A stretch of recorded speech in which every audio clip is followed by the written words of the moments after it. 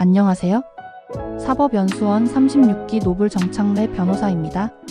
2024년도 이제 다 지나가고 있고 연말을 맞이하여 술자리도 많으실 텐데요. 사람들이 굉장히 관심이 많을 수밖에 없는 음주운전에 대해 처벌 기준을 알아보고 올해 12월 초에 개정된 음주측정 방해행위에 대하여도 알아보고자 합니다. 도로교통법에서는 제44조 제4항에서 처벌이 되는 혈중알코올 농도 수치에 대하여 혈중 알코올 농도가 0.03% 이상인 경우를 처벌하고 있습니다. 이 수치는 이미 2018년도에 개정되었죠. 올해 2024년 12월 3일에 개정된 내용이 있는데 바로 음주측정 방해행위를 추가로 처벌 대상으로 삼게 되었습니다. 제5항을 새로 신설 추가하여 술에 취한 상태에 있다고 인정할 만한 상당한 이유가 있는 사람이 자동차 등을 운전한 후 음주 측정을 곤란하게 할 목적으로 추가로 술을 마시거나 혈중 알코올 농도에 영향을 줄 수 있는 의약품 등 물품을 사용하는 행위를 추가하였습니다. 음주운전의 처벌 수준에 대하여는 벌칙 규정이 있는데 제148조의 2에서 규정하고 있고 제3항에서는 0.03% 이상에서 0.08% 미만인 사람은 1년 이하의 징역 혹은 500만원 이하의 벌금, 0.08% 이상 0.2% 미만인 사람은 1년 이상 2년 이하의 징역 혹은 500만원 이상 1000만원 이하의 벌금에 처해집니다.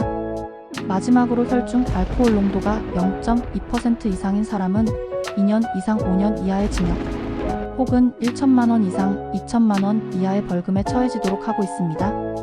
보면 아시겠지만 수치가 높을수록 처벌 수위도 높아지도록 규정하고 있습니다. 일단 도로교통법상에는 이렇게 정해져 있고 이건 음주운전의 경우를 말하는 것이고 만일 술을 마시고 운전하다가 사고가 난 경우에는 교통사고처리특례법 위반 혹은 특정범죄, 가중처벌 등에 관한 법률 위반 줄여서 특가법 위반이 되어 더 중하게 처벌받을 수 있게 됩니다. 여기다가 도주까지 하게 되면 즉 뺑소니를 하게 되면 특정범죄, 가중처벌 등에 관한 법률 위반으로 가중처벌받게 됩니다.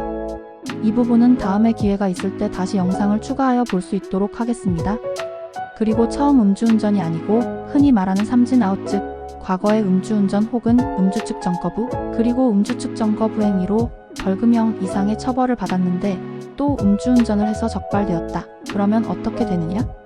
여기에 대하여도 도로교통법에서는 규정하고 있는데 148조의 2에서 1항을 보면 44조상의 음주운전이나 음주측정 거부 행위, 음주측정 방해 행위를 하여 벌금 이상 처벌을 받은 사람이 그 형이 확정된 다음에 10년 내에 다시 44조의 위반 행위를 한 경우로서 44조 2항의 음주측정 거부 행위, 5항의 음주측정 방해 행위를 다시 하면 1년 이상 6년 이하 징역 또는 500만원 이상 3천만원 이하 벌금에 처하고 44조 1항의 음주운전을 다시 하면 그 수치에 따라 0.03%에서 0.2% 미만이면 1년 이상 5년 이하 징역 또는 500만원 이상 2천만원 이하 벌금에 처해지게 됩니다.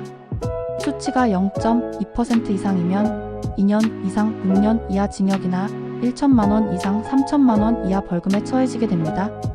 여기서 이번 24년 12월 3일에 개정된 내용이 일부 있습니다. 첫 부분에서 말씀드린 제148조의 이 벌칙조항에서 제2항이 개정되었는데 이전에는 위에서 설명한 바와 같이 음주측정 거부를 하면 1년 이상 5년 이하 500만원에서 2천만원까지의 벌금에 처해졌는데 44조 5항을 신설하여 음주측정 방해행위를 추가로 처벌하기로 했기 때문에 이에 대한 처벌 규정으로 음주측정 거부 말고도 음주측정 방해행위도 추가된 것입니다. 처벌 수위는 둘 다 동일합니다. 이때 요건은 단순히 음주측정 거부나 음주측정 방해를 한 것이 아니라 술에 취한 상태에 있다고 인정할 만한 상당한 이유가 있는 사람이 그렇게 해야 합니다.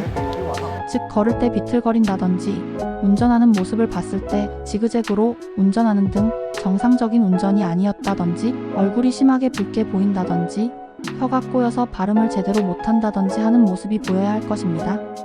그리고 이 규정은 내년 2025년 6월 4일부터 시행됩니다.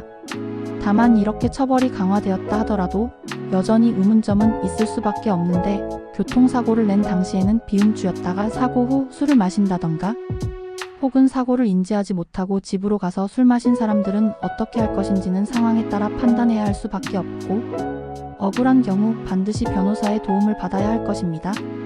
또한 위드마크 공식이 있다는 것은 많은 분들이 알 것입니다.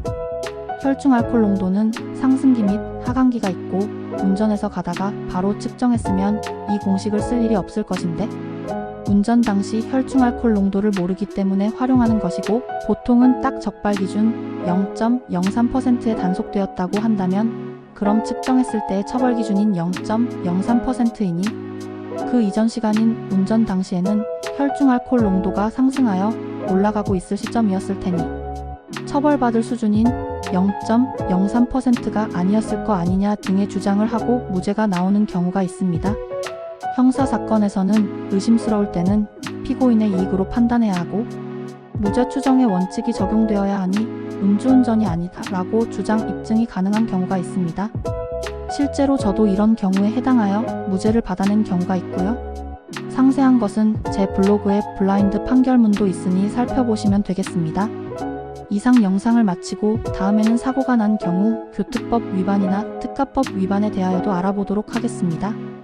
노블 정창래 변호사는 사법연수원 36기로 경력 17년 이상이며 이미 2011년도에 전문 분야로 형사법을 등록한 형사 전문 베테랑 변호사입니다.